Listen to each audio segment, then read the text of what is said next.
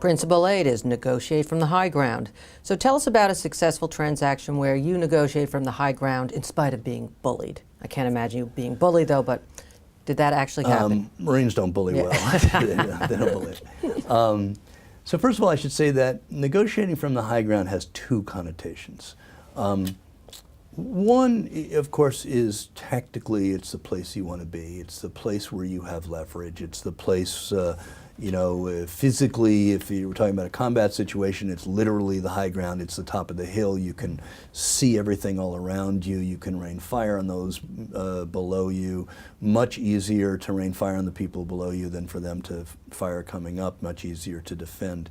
And sticking with that aspect of it for a minute, it's where I think Donald Trump in The Art of the Deal would talk about looking at areas in which you have negotiating leverage, in which you have a stronger position than the people who are on the other side of the table, and ways in which you can take advantage of that. But there is a second connotation to negotiating from the high ground that's missing from The Art of the Deal. And that has to do with the moral high ground. That has to do with doing the right thing for the right reasons. It has to do with not taking advantage of the unsophisticated, unwary, or weak simply because you can. And I am a big believer that Marines don't do that. Marines don't take advantage of the weak. Marines protect the weak. Again, I am not a socialist. I make money. I want my people to make money, and I am not advising that people sort of roll over and give money to people and leave it on the table. But at the end of the day, I want to feel good about the negotiations. I tell my people, we don't lie, and we don't let our clients lie. If we give our word that we will do something, we do it, whether we are contractually and legally required to do it or not. We gave our word. And that's all part of negotiating from the high ground. You mentioned being bullied, and you're probably referring to a vignette that I had in the book. We had a UK-based client that was backed by Goldman Sachs and one of George Soros's funds, and led by two founders, was a software company that addressed the hedge fund world, and had a lot of people coming after them looking to buy them. They asked us for help. We negotiated with several different parties.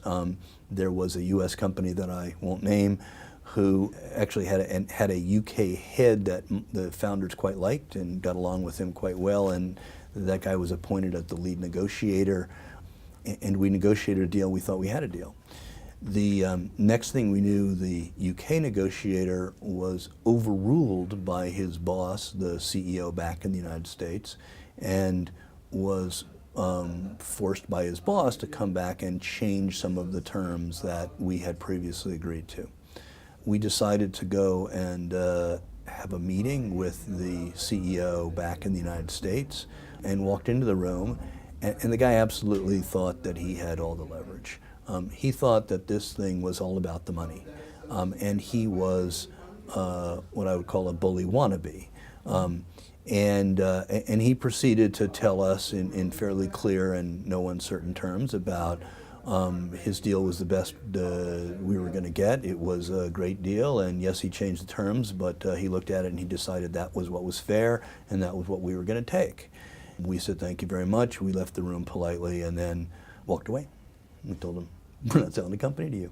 Now, that was a bit of a gutsy move on the part of my client. I did advise it because I'm conflating this story, because this negotiation had gone on for nearly 6 months, and during that period of time, we had agreed not to talk to anyone else. So while we had talked to people 6 months ago, we hadn't talked to anybody for 6 months. That was our agreement, and we lived by our agreement.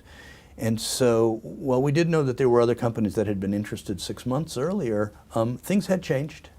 And we could not know for certain that there was another buyer in the wings. But I certainly said to the client, I wouldn't work for this guy, would you? Right? And they said, no. This was a negotiator on the other side that didn't understand the high ground. He also didn't understand the motivations of the people on the other side of the table. And he misunderstood his own strengths. He thought because he was the high bidder, he could dictate terms.